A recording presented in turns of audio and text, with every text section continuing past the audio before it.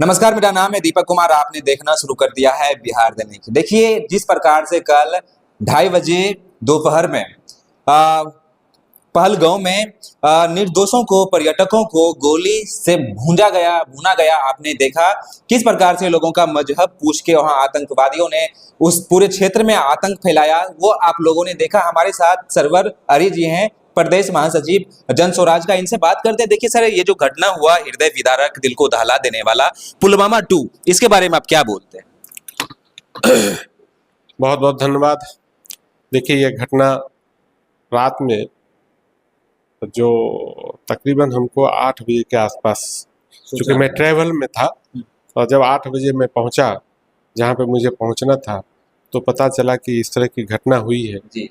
आप यकीन मानिए कि मैं इतना मर्माहत हुआ कि मैं रात का खाना नहीं खा पाया। जो कायरतापूर्ण आतंकवादी हमला हुआ है उसको मैं जनस्वराज पार्टी के महासचिव के नाते घोर निंदा करता हूं और मैं उन परिवारों के साथ हूं जिन परिवार के लोग मारे गए हैं। मैं उनके दुख में पूर्णतः शरीक हूं और वो लोग जो घायल हैं, मैं कामना करता हूं कि जल्द से जल्द वो बेहतर हो जाए, हॉस्पिटल से निकल कर अपने घर आ जाए। लेकिन इस तरह की घटना जो हुई है, जो भी करने वाले लोग हों, मैं सरकार से आग्रह करता हूं कि इसको इमीडिएटली 24 घंटे के अंदर में इसको सख्त से सख्त कार्रवाई होनी चाहिए और इसको कड़ी से कड़ी सजा मिलनी चाहिए ताकि फिर इस तरह की घटना की पुनरावृत्ति नहीं करे। लेकिन साथ साथ में सरकार पे एक आरोप भी है मेरा कि साहब, पुलवामा जैसे घटना हुआ, आपने कहा कि पुलवामा 2 हुआ है। यकीन मानिए कि आप जो कह रहे हैं वो मेरे दिल में भी था कि ये पुलवामा 2 हुआ है।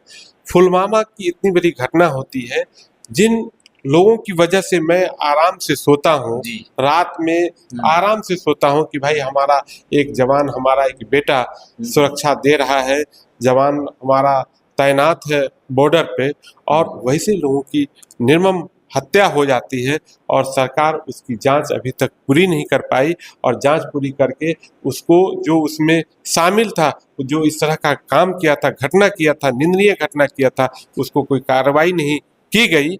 जिसका ही एक वजह है कि अगर उसको उस पर कार्रवाई हो गई होती, उसको सजा मिल गई होती, तो शायद हम समझते हैं कि ये जो पुलवामा 2 आपने कहा, जो जिस तरह का कल घटना हुआ है, वो घटना की पुनरावृत्ति नहीं हो सकती थी। इसलिए सरकार से मेरा आग्रह है कि पुलवामा जैसा आप मत कीजिए। इसको इमीडिएटली, चाहे पाकिस्तान के आतंकवादी हो, चाहे जो लोग हों, इस पे एकदम बिल्कुल तुरंत इमीडिएटली इस पे कार्रवाई कीजिए और कार्रवाई करके इसको सख्त से सख्त सजा दीजिए ताकि फिर पुनरावृत्ति नहीं हो सके। आपको नहीं लगता कि कहीं ना कहीं सुरक्षा व्यवस्था में चूक हुआ है? आपको बता दें कि जितने भी सुरक्षा एजेंसियां हैं उनके द्वारा आरोप लगाया जा रहा है या फिर कहा जा रहा है कि सुरक्षा व्यवस्था में चूक हुआ। देखिए, ये वही पहलगांव है जहां से जो अमरनाथ यात्रा करने के लिए यात्री पहुंचते हैं और वहीं कैंप लगाते हैं। वहां पे हर 10 मीटर पे बीएसएफ, सीआईएसएफ या फिर वहां के जो कश्मीरी पुलिस है वहां रहती है। लेकिन कल देखा गया वहां पे कोई ना तो सीआईएसएफ, ना बीएसएफ, ना तो वहां पुलिस थी और 2000 पर्यटक पूरे देश के अलग अलग कोने से पहुंचे थे। तो आपको क्या लगता है, सुरक्षा व्यवस्था में चूक हुआ? अगर चूक हुआ तो इसका जिम्मेदार कौन है? नहीं, देखिए, एक बात आप समझिए, जिम्मेदार कौन है ये तो आप ही समझ रहे हैं कि जिम्मेदार इस देश की सरकार है। आपको मालूम है कि अमरनाथ यात्रा जुलाई में शुरू होने वाला है और अमरनाथ यात्रा एक ऐसा यात्रा है कि जो पूरे देश नहीं, दुनिया में किसी कोने में अगर हिंदू रहते हैं तो उनका एक आस्था है उस मंदिर पे, उस अमरनाथ यात्रा पे। आपको उसकी सुरक्षा तो इतनी चाक चौबंद, इतनी मजबूत रखनी चाहिए कि उसमें चिड़िया भी चाहे पर मारना तो नहीं मार सकते हैं। वहाँ 2000 लोग जाते हैं और वो लोग टूरिस्ट हैं, देश के अलग अलग कोने से जाते हैं। उसमें सुना है कि 2 लोग विदेशी भी लोग थे और वहाँ कोई सुरक्षा नहीं होती है। और वहाँ आप एक बात समझ सकते हैं कि 4 आतंकवादी आता है और वो मार के चला जाता है। क्या है भाई, किस तरह की आप देश का सुरक्षा आपका कैसा है, क्या एजेंसी है आप?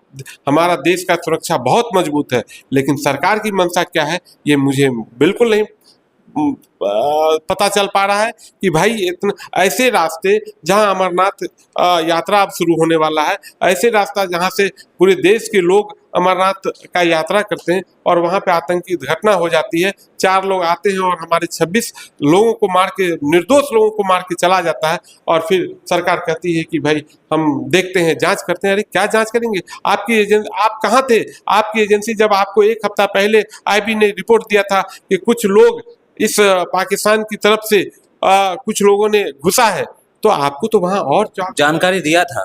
जानकारी दिया था। जानकारी हमने एक न्यूज में देखा कि 1 हफ्ता पहले आईबी ने ये रिपोर्ट दिया था कि कश्मीर में कुछ आतंकवादी घुस गए हैं। तो आपको तो वहाँ जहाँ जहाँ टूरिस्ट का पैलेस है, जहाँ टूरिस्ट जाते हैं, वहाँ तो और मजबूत सुरक्षा रखनी चाहिए। ये कैसी बात है कि भाई आता है 4 लोग और 26 लोगों की जान लेके चला जाता है? वो आतंक, जो आतंकित किया है, उसको इमीडिएटली 24 घंटे के अंदर में वो जहां भी हो, जैसा भी हो, उसको तुरंत सजा दीजिए, ताकि देश जो मर्माहत है, देश जो पूरी तरह से गम में डूबा हुआ है, उसको थोड़ी सांस मिले कि यहाँ की सरकार वैसे लोगों को ईंट से ईंट बजा सकती है, उसको जवाब दिया जा सकता है।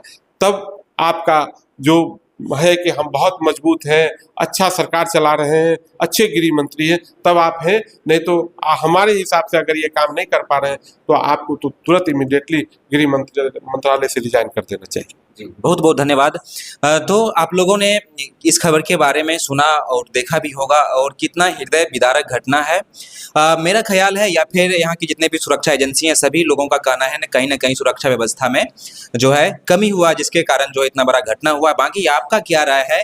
अपना प्रतिक्रिया कमेंट बॉक्स में जरूर दें। नमस्कार, मैं दीपक कुमार, आप देख रहे हैं बिहार दैनिक।